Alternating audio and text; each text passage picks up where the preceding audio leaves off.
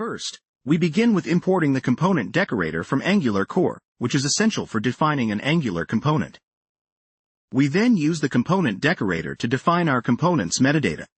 We set the selector to app dynamic form, which is the name used to reference this component in HTML. The template contains the HTML we will discuss next. Our template contains a form element. This form will house our interactive input elements, allowing us to demonstrate Angular's dynamic capabilities. Inside the form, we have a label and a checkbox input. The checkbox is linked to the Show More property of our component via the ng-model two-way data binding.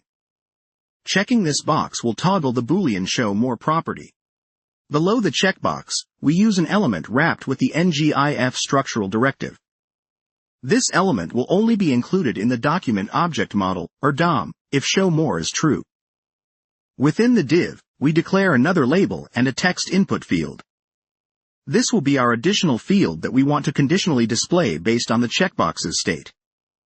Finally, we define the component's class, dynamic form component, and initialize the Show More property to false. This means the additional input field will be hidden by default until the user decides to check the box.